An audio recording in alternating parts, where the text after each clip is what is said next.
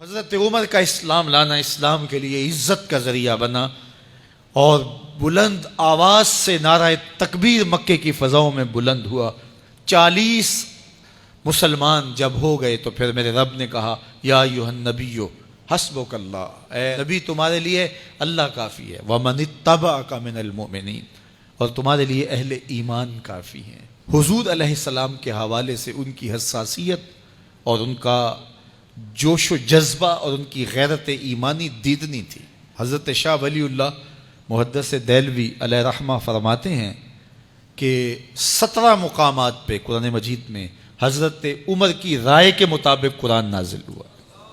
یہ اللہ نے حضرت عمر کو شان عطا فرمائی۔ اور پھر جب حضور علیہ السلام کے وصال کے بعد حضرت عمر سیدنا صدیق اکبر کے وصال کے بعد بھی تخت خلافت پہ بیٹھے، 22,55,000 مربع میل پہ آپ کی حکومت کی حدود پھیل گئیں، اور حضرت عمر کی حکومت صرف انسانوں پر نہیں تھی، عمر کی حکومت پانیوں پر بھی تھی، عمر کی حکومت آگ پر بھی تھی، عمر کی حکومت ہواؤں پر بھی تھی، اور عمر کی حکومت دھرتی پر مٹی پر بھی تھی۔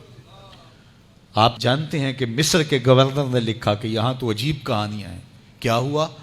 کہا کہ دریائے نیل اتنی دیر تک چلتا نہیں جب تک ایک نوجوان لڑکی کو زیورات سے آراستہ کر کے نیل میں ڈالا جاتا ہے، پھر نیل چلتا ہے، اور یہ برسا برس رسم جاری ہے۔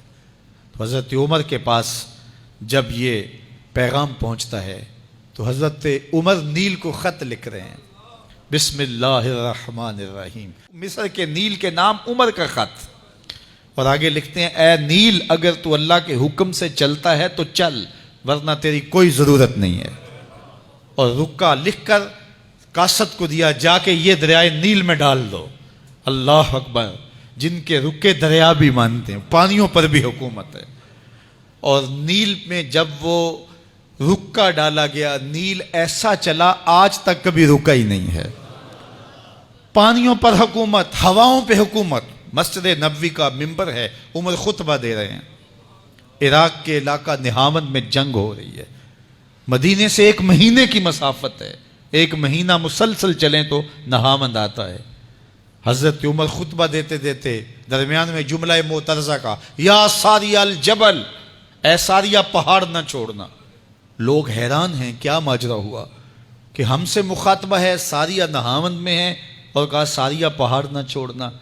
1 مہینے کے بعد جب وہاں سے قاصد آیا، اس نے کہا اللہ نے فتح دے دی۔ کہا کیسے؟ کہا پہاڑ کو چھوڑ کر دشمن پر ٹوٹنے لگے تھے، آگے بڑھنے لگے تھے، ان پر حملہ آور ہونے لگے تھے۔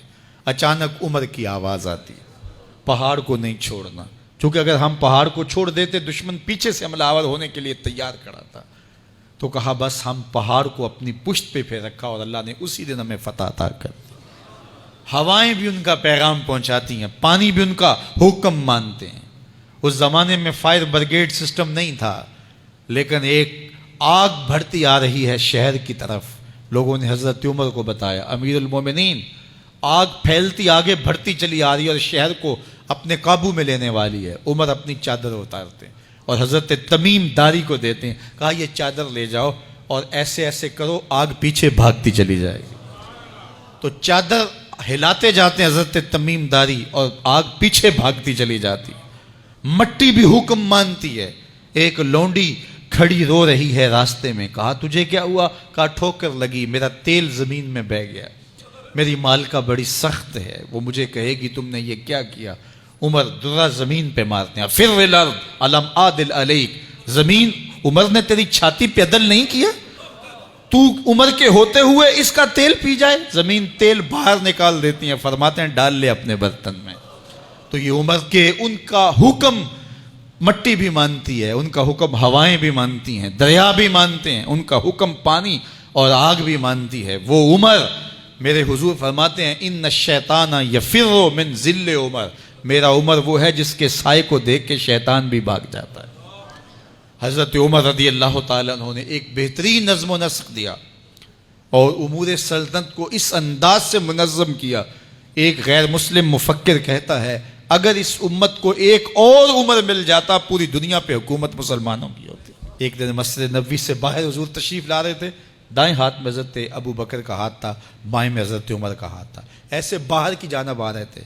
دروازے سے کوئی بندہ داخل ہوا تو اس کو دیکھ کے حضور نے فرمایا ہا کازا نبعث یوم القیامہ، قیامت کے دن جب قبروں سے اٹھائے جائیں گے ہم ایسے ہی اٹھیں گے، میرے دائیں ہاتھ میں ابو بکر کا ہاتھ ہوگا، بائیں میں عمر کا ہاتھ ہوگا۔